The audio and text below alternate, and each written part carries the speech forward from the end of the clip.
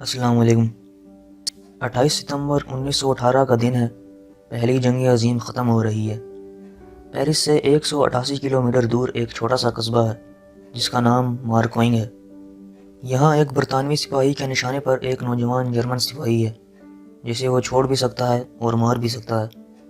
German سپاہی جو اصل میں ڈاکیا ہے، کو یقین ہے کہ اسے گولی مار دی جائے گی، لیکن برطانوی سپاہی نے اسے غیر مسلح دے کر اسے جانے دیا۔ یہ برطانوی سپاہی ہنری تھا، جسے یہ نہیں پتا تھا کہ وہ تاریخ رقم کر چکا ہے۔ جس شخص کو اس نے چھوڑا ہے وہ ایڈولف ہٹلر ہے، وہی ہٹلر جس کی چھیڑی دوسری جنگ عظیم میں 5 کروڑ سے زیادہ انسان لقمہ اجل بنے۔ پہلی جنگ عظیم کا یہ واقعہ ہٹلر نے خود اس وقت سنایا تھا جب ایک اخبار میں اس نے برطانوی سپاہی ہنری کی تصویر دیکھی تھی۔ ہٹلر پہلی جنگ عظیم کے دوران بیلجیم اور فرانس کے محاذ پر کوریئر یعنی ڈاکیا کی خدمات سر انجام دیتا تھا۔ جب برطانیہ نے جرمنز کے خلاف زہریلی گیس کا استعمال کیا تو اس سے بچنے کے لیے سب نے ماسک پہن لیے، لیکن ہٹلر کے لیے مسئلہ کھڑا ہو گیا کیونکہ اس کی مونچھیں ماسک سے باہر آ جاتی تھی۔ اس لیے ہٹلر نے ماسک کے سائز کے حساب سے مونچھیں کٹوا لیں اور ہٹلر کا وہ چہرہ سامنے آیا جو آج بھی پہچانا جاتا ہے۔ پہلی جنگ عظیم کے بعد ہٹلر جرمنی کی دشمنوں سے بدلہ لینا چاہتا تھا۔ ہٹلر کی پیدائش اور پرورش جرمنی کے ہمسایہ ملک آسٹریا میں ہوئی تھی، لیکن جنگ کے بعد وہ پکا جرمن بن چکا تھا۔ ہٹلر نے اپنی سیاسی زندگی کا آغاز ایک چھوٹی اور غیر معمولی پارٹی سے کیا۔ اس پارٹی کا نام جرمن ورکرز پارٹی تھا۔ یہ وہی پارٹی ہے جو بعد میں نازی جرمنز پارٹی کے نام سے جانی گئی۔ یہ پارٹی پہلی جنگ عظیم سے شکست خوردہ اور انتقامی ذہن رکھنے والے جرمن شہریوں اور سابق فوجیوں نے بنائی تھی، کیونکہ پہلی جنگ عظیم کے بعد برطانیہ اور فرانس نے جرمنی سے وہ علاقے چھین لیے تھے جو صدیوں سے جرمنی میں شامل تھے۔ 1921 میں ہٹلر کو نازی پارٹی کا سربراہ منتخب کر لیا گیا۔ سربراہ بننے کے بعد ہٹلر نے پارٹی کا نشان بھی خود منتخب کیا۔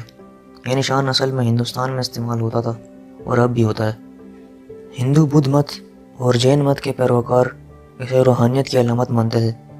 اس کا مطلب ہے فلاح یا ویلفیئر، لیکن یہ المیہ ہی ہے کہ جو نشان فلاح اور خوش قسمتی کی علامت تھا، اسے ہٹلر نے دنیا میں تباہی اور دہشت کی علامت بنا دیا۔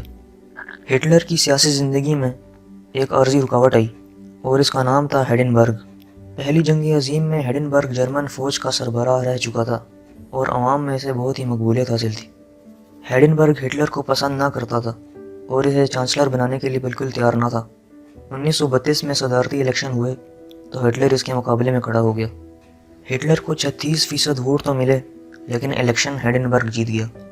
پھر پارلیمنٹ کے الیکشن ہوئے اور نازیوں نے 230 سیٹیں جیتیں، لیکن ہیڈنبرگ نے پھر بھی اسے چانسلر نہ بنایا۔ اس وقت جو چانسلر تھا اس کا نام تھا فرانس وال پیپن۔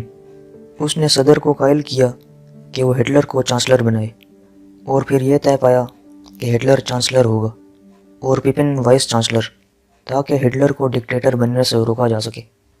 اس طرح 30 جنوری 1933 میں ہٹلر کو چانسلر بنا دیا گیا اور پیپن وائس چانسلر بن گیا۔ ہٹلر کے چانسلر بننے سے ایک مہینے پہلے 52 سالہ یہودی حالات کو بھام کر چپکے سے ملک سے باہر چلا گیا۔ یہ وہی شخص تھا جسے اسرائیل کا صدر بننے کی پیشکش بھی کی گئی تھی، لیکن اس نے اسے ٹھکرا دیا۔ یہ 20ویں صدی کا سب سے بڑا سائنسدان تھا اور اس کا نام تھا البرٹ آئنسٹائن۔ ہٹلر نے 23 مارچ 1933 کو جرمن پارلیمنٹ سے ایک ڈکٹیٹر جیسے اختیارات حاصل کر لیے۔ ہٹلر نے اختیارات ملتے ہی ملک میں دیگر سیاسی جماعتوں پر پابندی اور مخالف اخبارات بند کروا دیے۔ 1934 میں ہیڈنبرگ کی موت کے بعد ہٹلر جرمنی کا صدر بھی بن گیا اور فوج کا کمانڈر ان چیف بھی۔ پارلیمنٹ ہٹلر کو تمام اختیارات سونپ چکی تھی۔ ہٹلر کے حکم پر تمام عدالتوں اور پولیس کو نازی پارٹی کے کنٹرول میں دے دیا گیا۔ ججوں کو ہٹلر سے وفاداری کا خصوصی حلف بھی اٹھانا پڑتا تھا۔ ہٹلر نے یہودیوں کے خلاف قانون سازی بھی شروع کر دی۔ یہودیوں کی جرمن سے شادی پر پابندی بھی لگا دی گئی۔ بچوں کے نصاب میں یہودیوں کے خلاف نفرت آمیز مواد بھی شامل کیا گیا۔